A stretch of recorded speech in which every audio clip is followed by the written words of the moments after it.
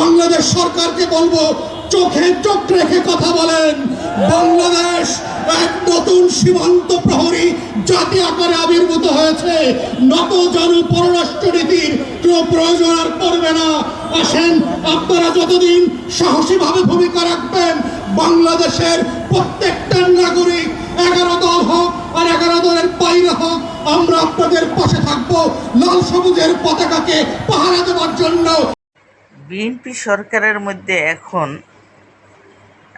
মূল সমস্যা হলো তারেক জিয়া প্রধানমন্ত্রী আর হলো স্বরাষ্ট্রমন্ত্রী সালাউদ্দিন। তবে সালাউদ্দিনকে তো যে কোনো সময়ই বাদ দিতে পারে, তে কেন দেয় না ঠিক জানি না।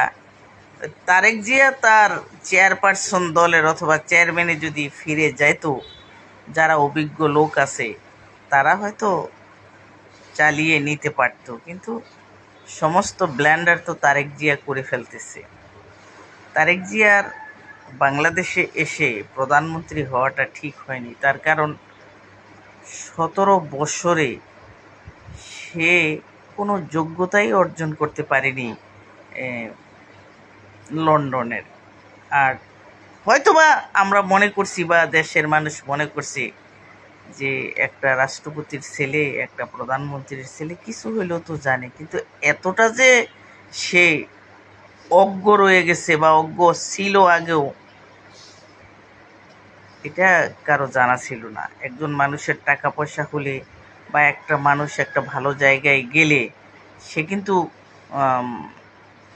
মোটামুটিভাবে তার যে পার্সোনালিটি অথবা যতটুকু মানুষের সামনে বলা দরকার সেটুকু কিন্তু সে শিখে নেয়। আমি দেখেছি অনেক পয়সাওয়ালা মানুষ আছে, যেমন আকিজ গ্রুপের যে মালিক ছিল, সেও তো অশিক্ষিত, একেবারেই মূর্খ ছিল, কিন্তু তারপরেও তো আমি তার সাথে আমার একবার দেখা করার সৌভাগ্য হয়েছিল। আকিজ সাহেবের সাথে দেখেছি তার বেশভূষা, কথাবার্তা, চাল চলন, আচার আচরণ কত সুন্দর। আমি গেছিলাম আর আমার কোম্পানির আপনার কি সমস্যা? আমার সমস্যা একটা পাসপোর্টের লাগাইছি সিম্পল। আমার আগের একটা পাসপোর্ট নষ্ট হয়েছিল সৌদি আরবে, মানে এটা হারিয়ে গেছে এক কথা, এটা ডকুমেন্ট নাই। আমি আইডি কার্ডটা নিয়ে আসি যে আমার একটা, পরে আমি সিরিয়ালে কারোছি পরে কোথাও আমি করি লাগবো, আমি আইডি কার্ড নিচ্ছি, আপনার এটা আসে না যখন করি কি স্যারে কইছে সার্ভারের সমস্যা।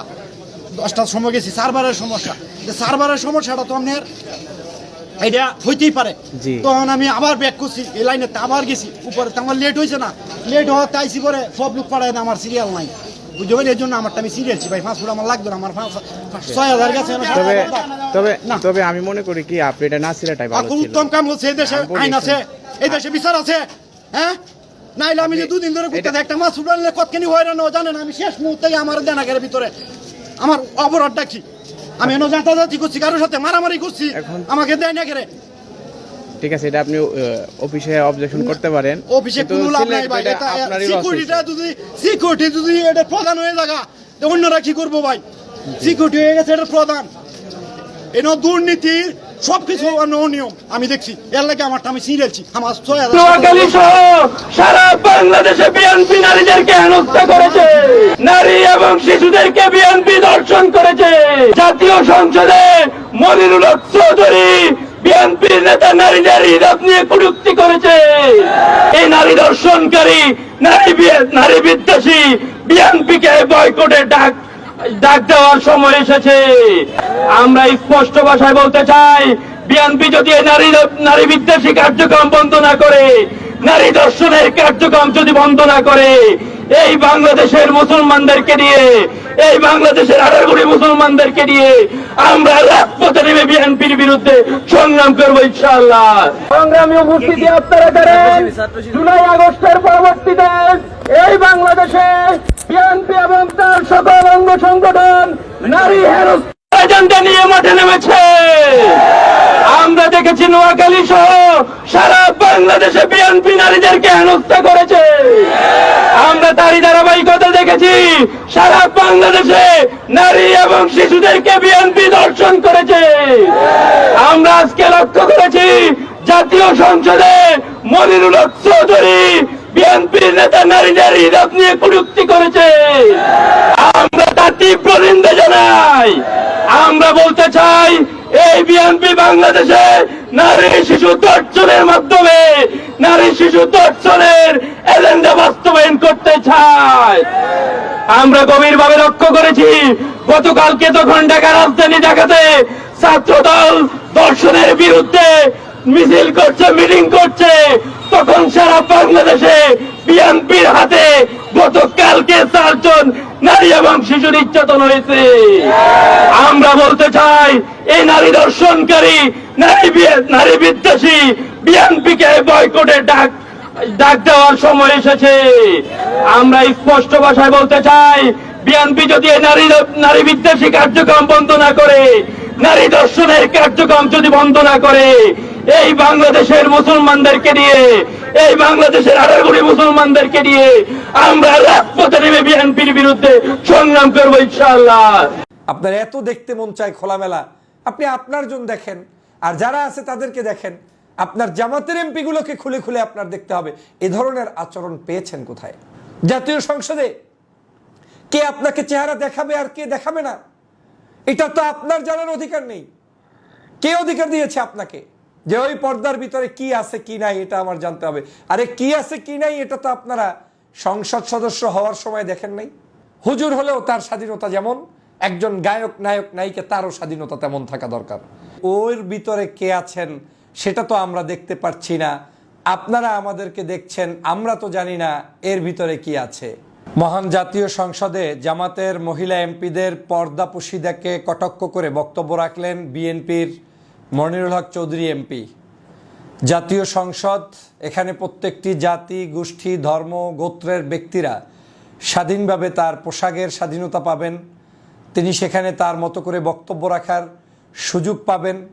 বাংলাদেশের সাংবিধানিক পদ্ধতি অনুযায়ী এই সংসদে প্রত্যেকটি ধর্মগোষ্ঠীর মানুষের মান, মর্যাদা এবং ধর্মীয় পালনের স্বাধীনতা নিশ্চিত করা যেখানে হয়, সেই সংসদে চরম ধৃষ্টতার পরিচয় দিয়েছে আমাদের এই সময়ের, যাদেরকে আমরা মনে করি বিএনপি জাতীয়তাবাদ ইসলামী মূল্যবোধের একটি দল ছিল, সেই ইসলামী মূল্যবোধের দল সার্টিফিকেটধারী সেই বিএনপির এমপি বলছেন পর্দা করাকে কটাক্ষ করে যে ওর ভিতরে কে আছেন সেটা তো আমরা দেখতে পাচ্ছি না, আপনারা আমাদেরকে দেখছেন, আমরা তো জানি না এর ভিতরে কি আছে। যেখানে সংসদ সদস্য সে তার পোশাকের শালীনতা রক্ষা করে যে কোনো পোশাকই তিনি পরিধান করতে সর্বোচ্চ চেষ্টা করতে পারেন, যেটা রাষ্ট্রীয় সামাজিক কোনো জায়গায় মানুষ অপছন্দ করে এমন কোনো পোশাক না হলেই সেটাকে আমরা শালীন পোশাক বলে থাকি। তো মহান জাতীয় সংসদের জামাতের এমপি যারা হয়েছেন তারা তাদের চিন্তা, চেতনা, দর্শন এবং আদর্শের ভিত্তিতে ব্যক্তি পর্যায়ে কেউ কেউ স্কার্ফ পরে সেখানে কথা বলার চেষ্টা করেন, কেউ কেউ স্কার্ফ ছাড়া চলার চেষ্টা করেন, এবং এটা একান্তই তাদের ধর্মীয় স্বাধীনতা। ধর্মচর্চার ক্ষেত্রেও যার মনে হয় যে আমি আরেকটু বেশি করে চর্চা করব, সে তার মতো করে চর্চা করেন, যার মনে হয় আমি স্বাভাবিকভাবে থাকব, সে তার মতো করে থাকেন। বাংলাদেশ জামাত ইসলামীর নারী এমপিদের মধ্যেই বিভিন্ন এমপি বিভিন্নভাবেই সংসদে উপস্থাপিত হচ্ছেন। তো সেই জায়গায় তাকে আজকের কটাক্ষ করে যদি আমাদের বিএনপির মনিরুল হক চৌধুরীর মতো লোকেরা, যার নিজের সাদা দাড়ি, মাথায় সাদা টুপি, বয়সের ভারে নুজ্জ হয়ে যাচ্ছেন, এবং ব্যক্তিগতভাবে আমিও তাকে চিনি এবং জানি, আমার সাথেও বেশ কয়েকবার তার কথা, সাক্ষাৎ, ফোনেও এমনকি মেসেজ বিনিময় হয়েছে, সে ভদ্রলোকের মুখ থেকে যখন আমি আজকের শুনি এ ধরনের বক্তব্য, তখন নিশ্চয়ই আমাকে ভাবিয়ে তুলেছে যে এই বিএনপি কি তাহলে শহীদ রাষ্ট্রপতি জিয়াউর রহমানের বিএনপি? এই বিএনপি কি তাহলে দেশনেত্রী বেগম খালেদা জিয়ার বিএনপি? এই বিএনপি কি তাহলে তারুণ্যের অহংকার জনাব তারেক রহমানের বিএনপি? যাদেরকে দেখে আমরা বিভিন্ন সময় বলেছি বাংলাদেশের ধর্মীয় মূল্যবোধের স্বাধীনতা নিশ্চিত করতে হলে বিএনপির এই জিনিসগুলো আমাদের পছন্দ। আজকের সেই বিএনপির মুখ থেকে পর্দা বিরোধী আওয়াজ যদি ওঠে জাতীয় সংসদে, তাহলে আওয়ামী লীগ বিএনপির কোনোই পার্থক্য বাংলাদেশে এখন আর নেই। আমি আগেও বলেছি, আওয়ামী লীগ চলে যাওয়ার পরে বিএনপি এখন আওয়ামী লীগের পথ অনুকরণ করছে এবং আওয়ামী লীগ হয়ে যাচ্ছে। এবং কোনো জায়গায় তো আমি দেখছি চরম ধৃষ্টতা, যে ধৃষ্টতা আওয়ামী লীগ প্রদর্শন করতে ভয় পেত, 5 বার চিন্তা করত, সেটা এখন বিএনপি করা শুরু করে দিয়েছে। আপনি কোন অধিকারের ভিত্তিতে আমার একজন নারী এমপির পোশাক নিয়ে আপনি কথা বলবেন? একজন স্কার্ফ পরা পরিহিত একজন নারী এমপি, তারও যেমন অধিকার আছে একজন স্কার্ফ ছাড়া কিংবা একেবারে ফুল তার উদলা মাথায় তিনি যদি সংসদে আসেন তারও স্বাভাবিক অধিকার আছে। কই আমাদের কোনো এমপি, কোনো টুপিওয়ালা এই যে জামাতের কিংবা অন্য স্বাভাবিক কোনো এমপি তো কোনো স্কার্ফ ছাড়া মহিলাকে কটাক্ষ করে সংসদে বক্তব্য দিলেন না। আজকে যদি ওই বক্তব্য দিতেন কেউ, তাহলে তো এতক্ষণে একেবারে নারীবাদীদের উল্লাসে টেকাই যাইতো না বাংলাদেশে। ব্যানার ফেস্টুন ঝলঝল করত, আলেমদের বিরুদ্ধে প্রতিবাদ আসতো, ইসলামের ব্যাপারে প্রতিবাদ আসতো, রক্ষণশীলতার ছোঁয়া দিয়ে তাদের বিরুদ্ধে লেখালেখি হতো। অথচ জামাত একটা প্রোগ্রেসিভ ইসলামিক পার্টি, যেখানে জামাত সব সময় বিশ্বাস করে মানুষের শালীনতা, স্বাধীনতা এবং দেশের স্বাধীনতা, সর্বোচ্চ কৃষ্টি, কালচার, সভ্যতা এবং এদেশীয় যে মানুষের চিন্তা চেতনা সেটাকে সম্মান করে, সেই জামাত। আমরা সরকারকে বলবো, যদি পররাষ্ট্রমন্ত্রী, স্বরাষ্ট্রমন্ত্রী পুশিন বন্ধ করতে না পারে, সীমান্ত হত্যা বন্ধ করতে না পারে, নাগরিকদের নিরাপত্তা না আনতে পারে, সীমান্তের নাগরিকদের উপর অত্যাচার বন্ধ করতে না পারে, তাহলে নাকে খত দিয়ে তাদের পদত্যাগ করা উচিত। আর যদি তারা সসম্মানে পদত্যাগ না করা, তাহলে তোমাদের টেনে হিচড়ে আমরা বাংলার মাটিতে পদত্যাগ করাবো। গত কার্য দিবসে আমাকে চিঠি মারফত জানানো হয়, আমি একটি নোটিশ দিয়েছিলাম সীমান্তে হত্যাকাণ্ড এবং পুশিন সম্পর্কিত একটি বিশেষ আলোচনা করার প্রস্তাব দিয়ে চিঠি দিয়েছিলাম। মুলতবি শাখা থেকে চিঠি দিয়ে আমাকে জানানো হয় আজকে এই বিষয়টি আলোচনা করার জন্য গৃহীত হয়েছে এবং এর অনুলিপি স্বরাষ্ট্র মন্ত্রণালয় এবং পররাষ্ট্র মন্ত্রণালয়ে পাঠানো হয়েছে। আজকে কিছুক্ষণ আগে মুলতবি শাখা থেকে আমাকে জানানো হলো অনিবার্য কারণবশত এই প্রস্তাবটি যদি গৃহীত হয়েছিল, স্বরাষ্ট্র এবং পররাষ্ট্র মন্ত্রণালয়ের যেখানে চিঠি পাঠানো হয়েছিল, অনিবার্য কারণবশত সেটা স্থগিত করা হয়েছে। মাননীয় স্পিকার, আর প্রথম প্রশ্ন, জনগণের রক্তের চেয়ে আর কি গুরুত্ব থাকতে পারে যে এত বড় একটি জনগুরুত্বপূর্ণ বিষয়, যেটা কোনো দলীয় এজেন্ডা নয়, যেটা অনিবার্য কারণগত বশত এটাকে স্থগিত করতে হলো। দ্বিতীয় প্রশ্ন, এটি যে স্থগিত হলো, পরবর্তী কবে এটা আলোচনার জন্য নির্ধারিত হবে, দয়া করে এই হাউসকে অবহিত করা হোক। এটা আমার প্রশ্ন। মাননীয় স্পিকার, আপনাকে ধন্যবাদ। অসংখ্য ধন্যবাদ রাইট অনারেবল মেম্বার। সামনেও আছে, since it has been accepted and স্থগিত করা হয়েছে, নিশ্চয়ই স্থগিত তো এটাকে স্থগিত মানে কি টেম্পোরারি একটা মেজার। সো আমি যতটুকু ধারণা করছি, বাজেট অধিবেশন চলছে, আমাদের একটা টাইম ফ্রেমিং কনস্ট্রেনের একটা বিষয় আছে, মানি বিল পাস এবং অন্যান্য জিনিসগুলো। Of course it is very fundamental part. ইনশাআল্লাহ আমরা প্রত্যাশা করছি স্থগিতাদেশ প্রত্যাহার পূর্বক কোনো এক সময় আলোচনা হবে। অসংখ্য ধন্যবাদ। ভিন্ন দেশের কোন একটার মধ্য থেকে বাংলাদেশের সার্বভৌমত্ব জলাঞ্জলি দেওয়া যায়, সেই পথে আপনি তারেক রহমানের সাথে হাত মিলিয়েছেন। প্রিয় খলিল ভাই, এই খলিল ভাই আপনি ছিলেন না। যদি আপনি মুজিববাদের কথা দেন, আমরা আপনাকে শায়েস্তা করার জন্য প্রস্তুত আছি। তখন কোন খলিল ভাই আমরা চিনব না, সালাউদ্দিন ভাই আপনাকেও আমরা চিনব না। প্রস্তুত হন। আমরা ছিলাম রাজু ভাস্কর্যে, শাহবাগে এসেছি, ভবিষ্যতে পুরো বাংলাদেশ একসাথে জেগে উঠবে সার্বভৌমত্ব এবং ইসলাম রক্ষার আন্দোলনে। সবাই প্রস্তুত হন, সময় শুরু হয়েছে। তাগুতের তখ্তে তাগুত পতন হবে, মোদির পুতুল সরকার বাংলাদেশে পতন হবে, শিলংয়ের সেই ঘেটুপুত্র সালাউদ্দিনের পতন হবে। ছাড়া শিবির হয় না, মুনাফেক ছাড়া জামাত হয় না। শিবির কত প্রকার? শিবির 3 প্রকার।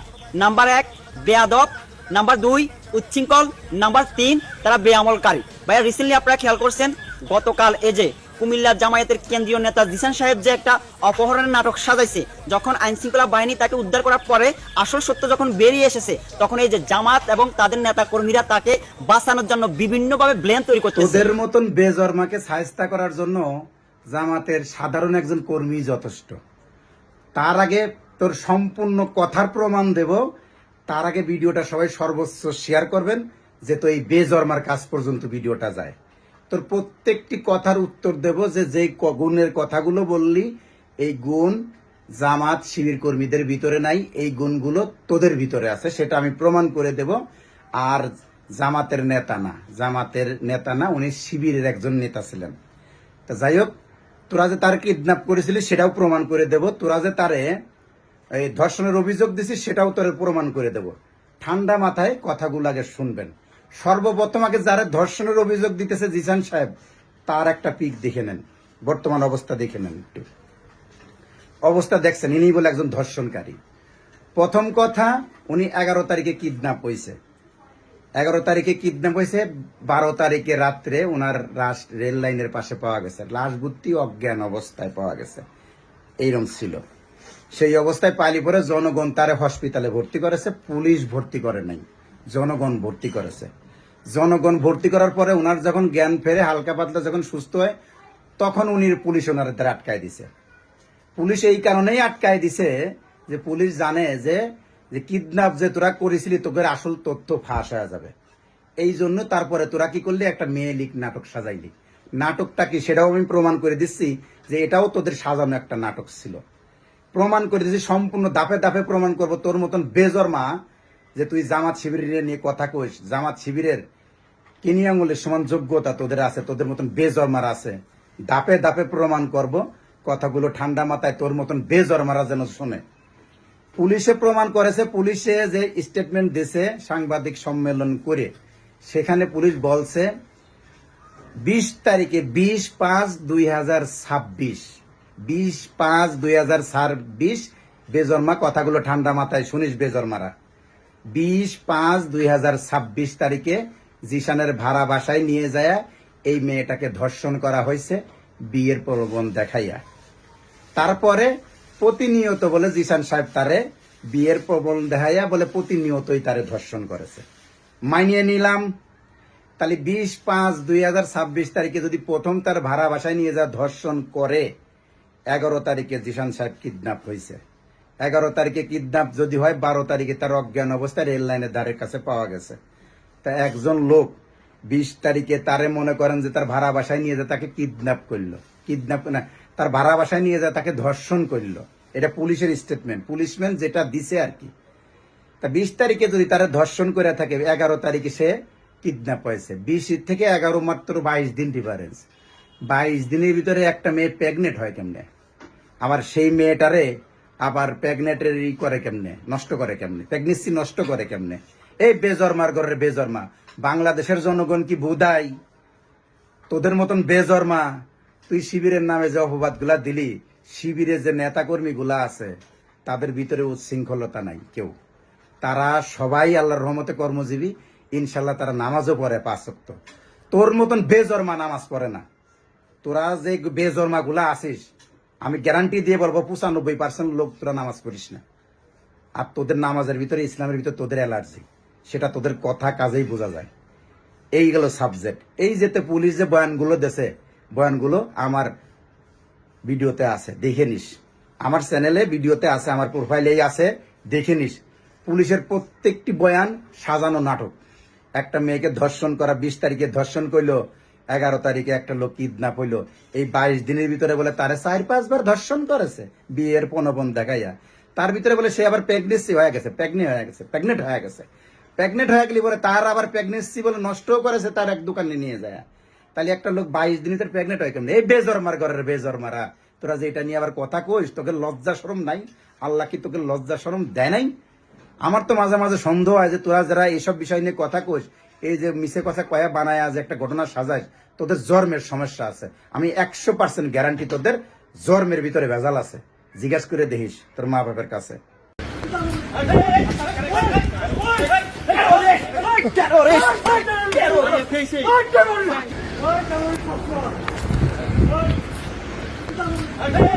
আজকে দেখেন অক্সফোর্ড বিশ্ববিদ্যালয়ের একটা ইস্যু নিয়ে আমরা দেখলাম সামাজিক যোগাযোগ মাধ্যমগুলোতে যে সেখানে সাদিক কায়েমরা সত্যিকার অর্থে অক্সফোর্ড বিশ্ববিদ্যালয় দ্বারা ওনারা কোনো পান না, ইনভাইটেশন কার্ড পান নাই, এবং হাসনাত আবদুল্লাহ পান নাই। কিন্তু ইস্যুটা কোন জায়গায়? এরা মার্কেটিং করছেন বাংলাদেশের মানুষ, এরা পৃথিবীর সেরা মেধাবী। তো এই যে অদ্ভুত দ্বিচারিতা, আপনি যেটা অফার পান, আপনি ইনভাইটেশন লেটার, আপনার যে কোনো কিছু হইতে পারে, এটা আপনার কেন মিথ্যাচার করতে হবে? কেন বুঝাইতে হবে আমি অতিরিক্ত মেধাবী?